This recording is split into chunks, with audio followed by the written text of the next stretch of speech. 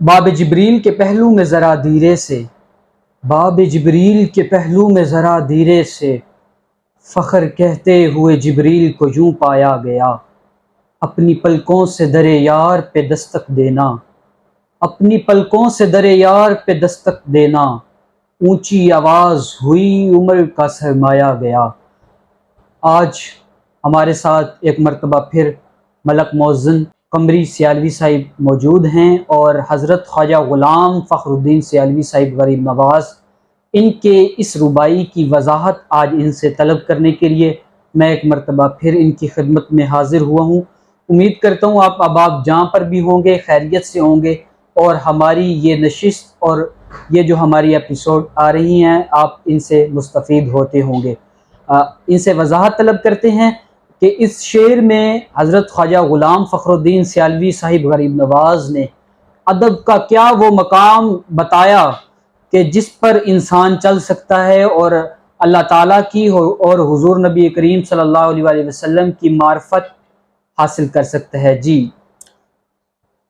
السلام علیکم۔ یہ خواجہ غلام فخر الدین سیالوی صاحب رضی اللہ تعالیٰ عنہ کی جو نعتیہ ربائی ہے، اس میں آپ نے قرآن پاک کی سورہ حجرات کی آیت نمبر 2 کو اپنے اشعار میں بیان کیا ہے، کیونکہ اللہ تعالیٰ نے قرآن پاک کی سورہ حجرات کے آیت نمبر 2 میں اہل ایمان کو مخاطب کرتے ہوئے فرمایا کہ اے ایمان والو، اپنے نبی پاک صلی اللہ علیہ وسلم کی بارگاہ میں جب تم حاضر ہو تو اپنی آوازیں آپ صلی اللہ علیہ وسلم کی آواز سے نیچی رکھا کرو، مبادا تمہارے اعمال ضائع کر دیے جائیں اور تمہیں اس کی خبر تک نہ ہو۔ اس آیت مبارکہ کو آپ خواجہ غریب نواز نے جو ہمیں بتایا کہ یہ آیت مبارکہ آپ وہاں مدینہ شریف میں باب جبریل کے بیٹھے ہوئے تھے تو آپ نے اسے پڑھا تو آپ نے سوچا کہ میں اسے شعری کالم میں ڈال دیتا ہوں، کیونکہ آپ ان اولیاء کرام میں شمار ہوتے ہیں جو اشعار کے ذریعے سے بھی،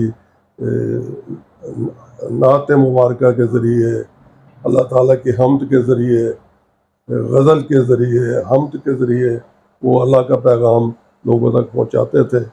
اور آپ اس وقت امت مسلمہ میں خواجہ غریب نواز اس لحاظ سے بہت درجے کے شاعر بھی تھے، انہیں آپ شاعر اسلام بھی کہہ سکتے ہیں، شاعر ختم نبوت بھی کہہ سکتے ہیں۔ نبی پاک صلی اللہ علیہ وسلم کی شان مبارک میں آپ کی لا تعداد غزلیں ہیں، لیکن اس غزل نے جو ہے وہ ربائی نے نعتیہ ربائی نے جو شہرت حاصل کی ہے وہ شرق و غرب میں بالکل بڑی اہمیت رکھتی ہے، اور بڑی دور دور تک مدینہ شریف میں جائیں تو عرب، عجم، پٹھان، پاکستانی، وہ اکثر لوگ جو ہیں یہ ربائی جو ہے وہ پڑھ رہے ہوتے ہیں اور دعائیں مانگ رہے ہوتے ہیں۔ اس جو ربائی مبارکہ ہے اس میں خواجہ صاحب غریب نواز نے اللہ تعالیٰ کا جو پیغام ہے وہ ہی اپنے اشعار میں ڈھال کے لوگوں کے سامنے پیش کیا ہے، اور یہ بتایا ہے کہ نبی پاک صلی اللہ علیہ وسلم کی ذات اقدس و اطہر جو ہے وہ اس قدر اللہ تعالیٰ کے نزدیک اہمیت اور درجہ و مقام رکھتی ہے کہ آپ صلی اللہ علیہ وسلم کی بارگاہ میں اگر کوئی اونچی آپ کی آواز سے بلند آواز کر کے بولے گا تو اللہ تعالیٰ اس کے لیے یہ سخت ترین سزا دے گا کہ اس کے سارے اعمال ضائع کر دیے جائیں گے، اور اصل سزا یہ ہے کہ اسے اس کا احساس تک نہیں ہوگا. کیونکہ اگر آپ فرماتے تھے کہ اگر انسان کو اپنے کسی عمل کے ضائع ہونے کا احساس ہو جاتا ہے تو وہ اس کی تلافی کر سکتا ہے, معافی مانگ سکتا ہے, دوبارہ ادا کر سکتا ہے, اللہ تعالیٰ سے توبہ استغفار کر سکتا ہے. لیکن یہاں اللہ تعالیٰ نے یہ فرما دیا کہ یہ ایسی سزا ہے کہ یہ تمہیں احساس ہی نہیں ہوگا. لہٰذا جس چیز کا احساس نہیں ہوگا تو وہ تو ان پہ وہ اس کی معافی بھی نہیں ہو سکتی, ہو ہی نہیں سکتی, تلافی نہیں ہو سکتی, اس کی سزا بھگتنی پڑے گی. اصل میں یہ ہوا کہ جو کچھ منافقین آپ صلی اللہ علیہ وسلم کی محفل مبارک میں حاضر ہو جاتے تھے, اور جب آپ اپنے صحابہ کرام اور غلاموں کو اللہ کی باتیں بتا رہے ہوتے تھے, قرآن پاک کی تشریح فرما رہے ہوتے تھے, آپ اپنا بیان فرما رہے ہوتے تھے, تو وہ ایک سوچی سمجھی اسکیم کے تحت, ایک منصوبے کے تحت آپس میں گفتگو شروع کر دیتے تھے اور اونچی آواز سے شروع کر دیتے تھے. صحیح جو اللہ تعالیٰ کو انتہائی ناپسند گزرا, اور اللہ تعالیٰ نے یہ آیت مبارکہ جو ہے ان کے لیے آپ صلی اللہ علیہ وسلم کی آواز سے جو اپنی آوازیں بلند کرتے ہیں ان کے لیے اپنے غیظ و غضب کا ایک اشارہ دے کے اور سزا دے کے یہ آیت نازل فرمائی. اور اس مورخ ہم نے دیکھا ہے, پڑھا ہے کتابوں میں کہ یہ جب آیت مبارکہ اتری تو اس کے بعد مسلمان جو تھے, اہل ایمان جو تھے, وہ اتنے زیادہ اس کے عمل پیرا ہو گئے کہ وہ آپ صلی اللہ علیہ وسلم کی محفل مبارک میں بیٹھتے تھے تو روایات ہے حدیث کی کتابوں میں, وہ اتنے خاموش ہو کے بیٹھتے تھے کہ لگتا تھا ان کے سروں پہ پرندے بیٹھے ہوئے. صحیح. وہ اتنی آہستہ آہستہ آہستہ آہستہ بات کرتے تھے آپس میں بھی اور حضور صلی اللہ علیہ وسلم کی بارگاہ میں بھی. جی بالکل ایسا ہی ہے. تو اللہ تعالیٰ نے یہ مسلمانوں کو ہدایت کے طور پہ, اب بھی جب ہم مدینہ شریف جاتے ہیں, وہ کہا ہے نا انہوں نے کہ نفس میں گم کردہ آیت جنید و با یزید ہی جا, کہ لوگ اپنے نفس تک, سانسیں تک روک کے وہاں حاضری دیتے ہیں کہ مبادہ دعا بھی زور سے نہیں مانگتے, درود شریف بھی بلند آواز سے نہیں پڑھتے کہ آپ صلی اللہ علیہ وسلم کی بارگاہ میں, چونکہ یہ حکم ایمان والوں کے لیے ہے اور یہ قیامت تک کے لیے ہے. بالکل. تو وہاں اب جب ہم حاضری دیتے ہیں آپ کے دربار اقدس مدینہ پاک میں, تو ہم نے دیکھا ہے کہ لوگ یوں سسکیاں لے رہے ہوتے ہیں, آنسو نکل رہے ہوتے ہیں, لیکن آوازیں نہیں نکل رہی. بالکل. وہ اتنا ادب احترام, یہ اللہ تعالیٰ نے اپنے محبوب پاک صلی اللہ علیہ وسلم کی احترام کا حد جو ہے وہ بیان کر دی اہل ایمان کو. بالکل. کہ آپ صلی اللہ علیہ وسلم کی بارگاہ میں آپ نے اونچی آواز میں بات نہیں کرنی, ورنہ اس کی یہ سزا بھگتنے کے لیے تیار ہو جائے. صحیح. یہ جو ربائی پھر آپ نے اس کا آپ سمجھیں کہ سورہ حجرات کی جو آیت نمبر 2 ہے, یہ خواجہ صاحب غریب نواز نے آپ کہہ سکتے ہیں, اور یہ حقیقت ہے کہ آپ سمجھتے ہیں کہ اس کا یہ ترجمہ آپ نے فرمایا شعر کے رنگ میں ڈال کے. اور یہ دستک اور یہ جو ذکر ہوا ہے دستک اور پلکوں کا, ہاں, یہ کس طرح مطلب کہ آپ اس کو کس طرح بیان کرنا خواجہ چاہتے ہیں؟ صاحب نے اس میں یہی عرض کیا آپ صلی اللہ علیہ وسلم کی بارگاہ میں کہ اپنی پلکوں سے درے یار پہ دستک دینا.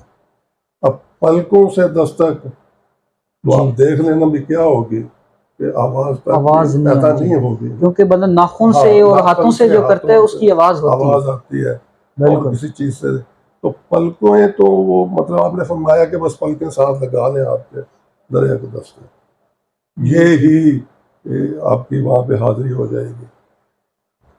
اس جو نعتیہ آپ کی ہے ربائی, اس کو عرب و عجم میں بہت مقبولیت حاصل ہوئی, اور جو اس کا سب سے بڑا کرم اس ربائی تو سرکار صلی اللہ علیہ وسلم کی بارگاہ میں تو وہ خواجہ صاحب غریب نواز کا جو مقام تھا وہ بالکل بالکل ورا الورا ہے. آپ ورا ہے، اور وہ آپ ظاہر بھی نہیں ہونے دیتے تھے لوگوں پہ، عام لوگوں پہ، کسی پہ بھی. لیکن اس جو ہے ہمارے خواجہ نظام الدین اولیاء جو ہمارے سلسلہ چشتیہ نظامیہ کے پیشوا ہیں. پیشوا ہیں، جی ان کے جو سجادہ نشین تھے اس وقت حضرت خواجہ حسن ثانی نظامی، وہ مدینہ شریف میں گئے. صحیح صحیح. خواجہ حسن نظامی ثانی، جی تو انہوں نے مدینہ شریف میں وہ کسی محفل میں تھے دربار عالیہ سے ہٹ کے، جی جہاں محفل ہو رہی تھی آپ کے، تو کسی نے یہ ربائی وہاں پیش کی. صحیح. تو خواجہ حسن ثانی نظامی جو ہیں وہ سجادہ نشین تھے خواجہ نظام الدین نظام الدین صاحب. اولیاء محبوب الہی پاک کے جی مزار اقدس کے. تو وہ یہ ربائی سن کے تو وجد میں آ گئے. صحیح. تو انہوں نے جو اس نے یہ ربائی پیش کی تو ان سے پوچھا جی کہ یہ ربائی کن کی ہے. تو انہوں نے فرمایا، بتایا کہ یہ سرگودا پاکستان سیال آستانہ عالیہ ہے، چشتی نظامی ہے. صحیح. ان کے یہ خواجہ غلام فخر الدین سیالوی خواجہ خواجگان، وہ بہت بلند پایہ شاعر ہیں. ان کا نعتیہ نعتیں اور اوراد و وظائف جو ہیں، جی جی تو یہ ان کا کلام ہے. تو انہوں نے دوسرے دن اتنا اس ربائی کے وہ عشق میں مبتلا ہوئے کہ دوسرے دن نبی پاک صلی اللہ علیہ وسلم کے در اقدس پہ جا کے حاضری لی، صحیح. اجازت لی کہ سرکار جس نے یہ ربائی آپ کی شان میں یہ نعت لکھی ہے، میں ان کی زیارت کے لیے جا رہا ہوں، صحیح. مجھے اجازت دیں. آپ پھر واپس گئے، چونکہ آپ کا وہ تھا جو ویزا ہے جی جی انڈیا کا تھا. انڈیا کا تھا، انڈیا میں گئے. جی وہاں سے آپ نے پاکستان کا ویزا حاصل کیا، کراچی آئے. کراچی میں آپ حاجی حنیف طیب صاحب کو جانتے تھے، ان کے پاس پہنچے. انہوں نے کہا کہ میں نے اس طرح سے یہ سیال شریف یہ کدھر ہے پاکستان میں. جی انہوں نے بتایا. تو انہوں نے کہا میں نے جانا ہے، لیکن بس تم رہنمائی کرو میری.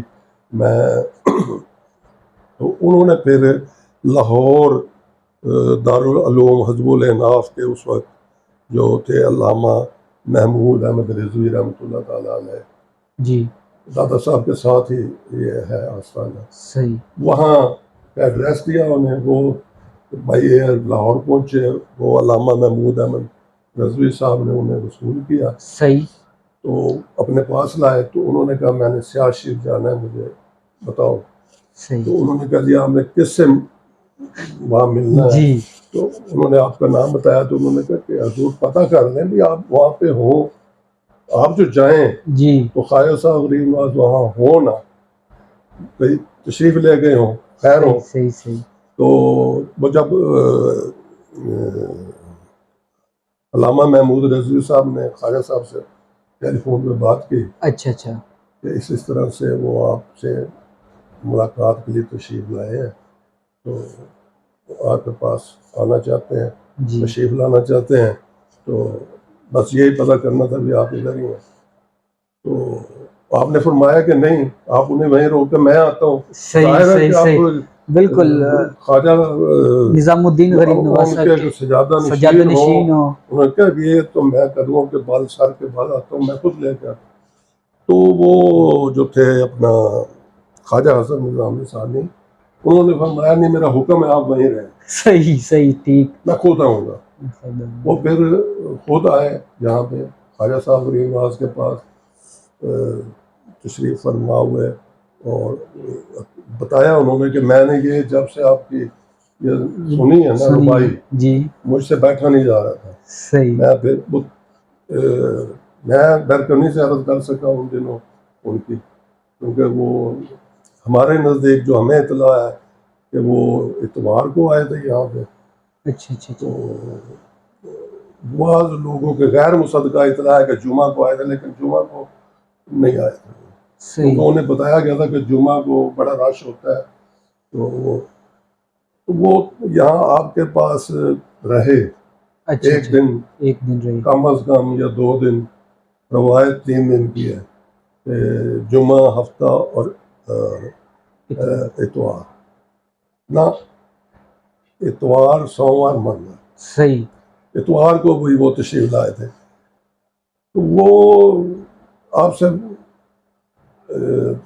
3 دن کے بعد واپس تشریف لے گئے. جی. تو خواجہ صاحب نے عرض کی کہ میں آپ کو لاہور بھائی وہ ایئرپورٹ میں چھوڑ کے آتا ہوں. میں کہا نہیں، آپ یہیں تشریف رکھیں گے، یہیں بیٹھیں گے، یہ میرا حکم ہے. ظاہر ہے پھر جب حکم ہو بالکل. جاتا ہے تو وہ فوق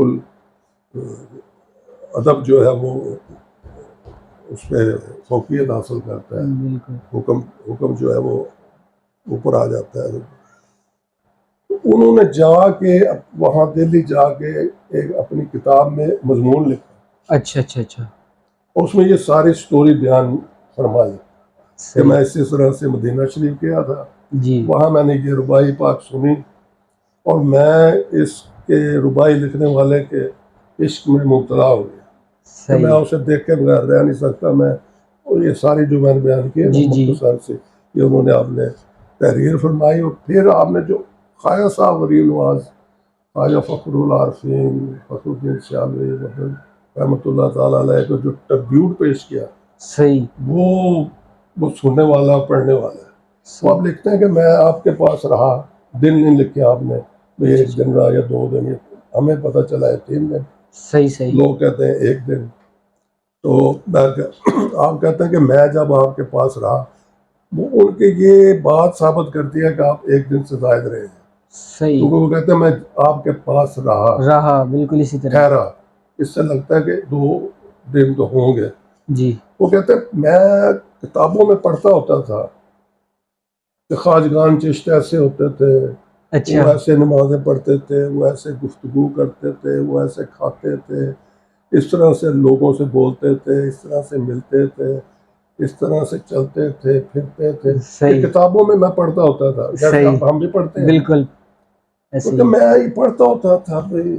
اچھا، تو جب میں خواجہ فخر الدین سیالوی صاحب سے ملا، جی آپ کے پاس رہا، اس سے بھی پتہ چلتا ہے کہ وہ 1 دن سے زائد رہے ہیں. بالکل. تو میں نے کہا اچھا، وہ خواجگان چشت جو ہے نا وہ ایسے ہوتے تھے. صحیح صحیح صحیح صحیح صحیح. وہ آپ کو میں نے دیکھا، آپ کو گفتگو کرتے لوگوں سے دیکھا، آپ کو لوگوں سے ملتے دیکھا، آپ کو کھاتے دیکھا، بیٹھتے دیکھا، اٹھتے دیکھا، چلتے دیکھا، پھرتے دیکھا، نماز پڑھتے دیکھا.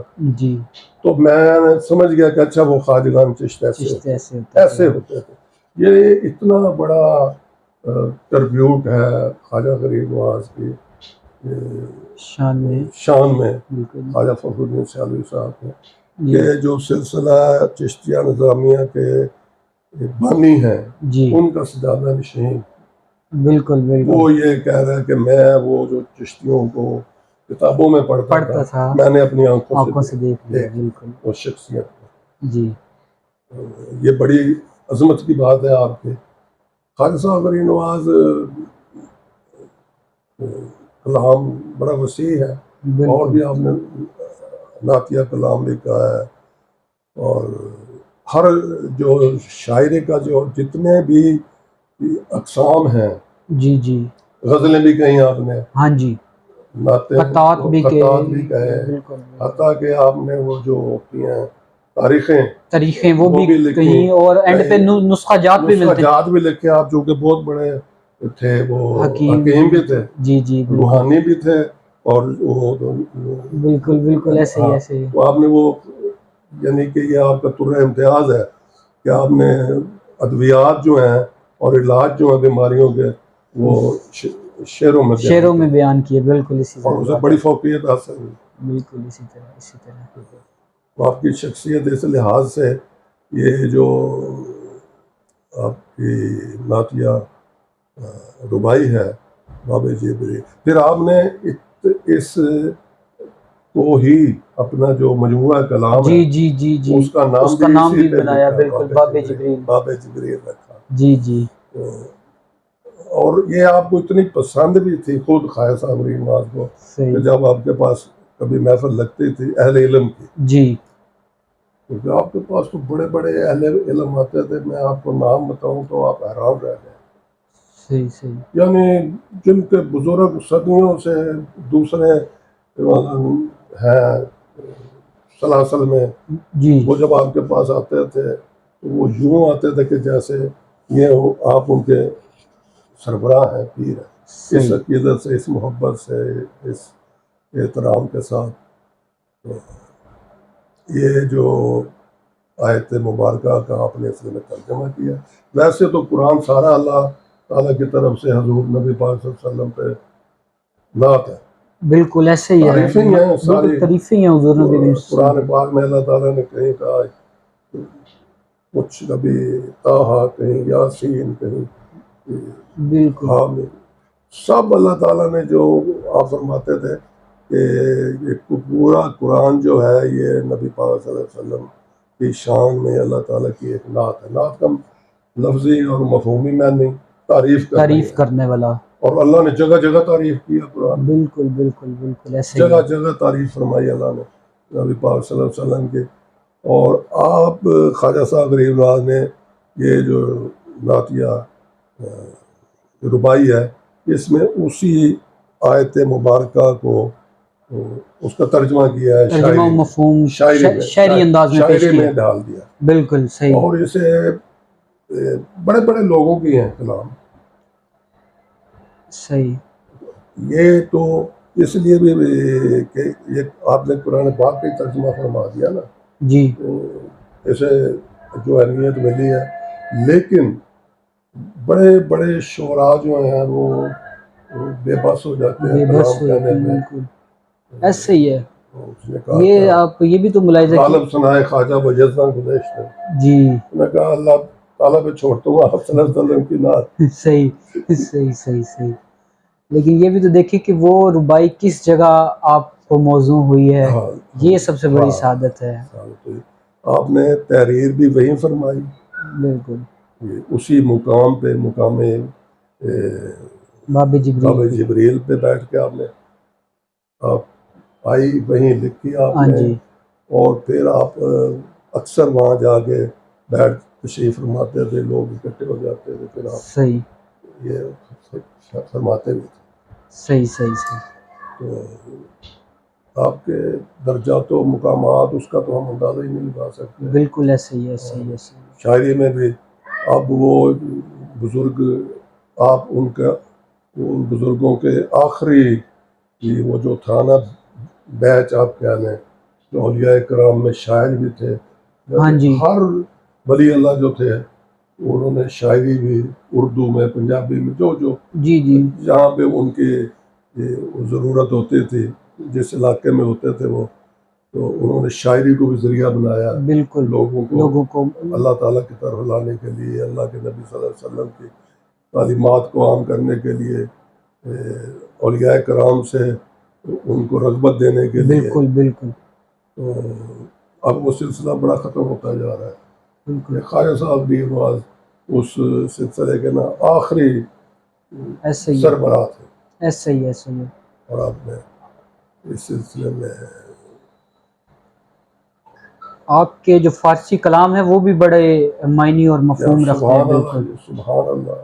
اصل میں تو وہ جو آپ خود بھی فرماتے تھے نا جی، کہ جو ہے نا شاعری شاعری وہ ہے ہی فارسی، ہے ہی فارسی میں، فارسی بالکل میں، کیونکہ ہمارے جتنے بھی ہیں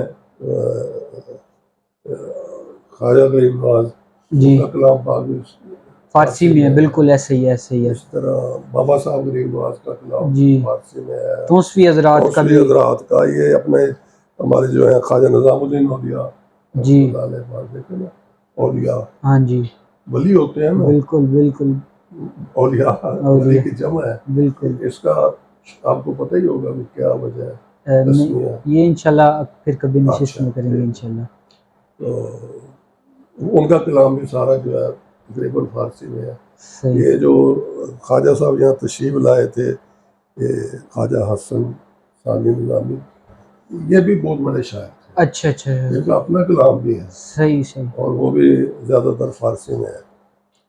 تو اللہ تعالیٰ ہماری یہ جو بیان کیا ہے، جو لوگ اسے سنیں گے، اللہ تعالیٰ اپنی بارگاہ میں مجھے قبول آمین فرمائے آمین آمین.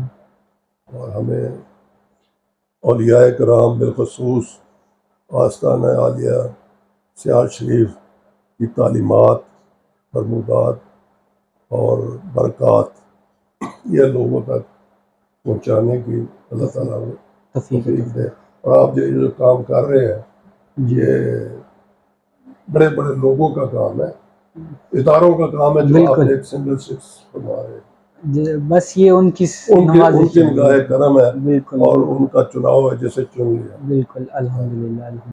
جی جیسا کہ آپ نے ملاحظہ کیا، آج ملک محسن صاحب نے ہمیں بڑے ہی بہترین انداز میں خواجہ صاحب کی ربائی کا مفہوم اور تشریح بیان فرمائی اور اس کی اصل حقیقت بتائی کہ یہ شعر خواجہ صاحب نے کس طرح لکھا، اور پھر قرآن مجید کے حوالے سے بتایا کہ خواجہ صاحب نے قرآن مجید کی آیات کو کس طرح شاعری کے اندر اس کو ڈھالا.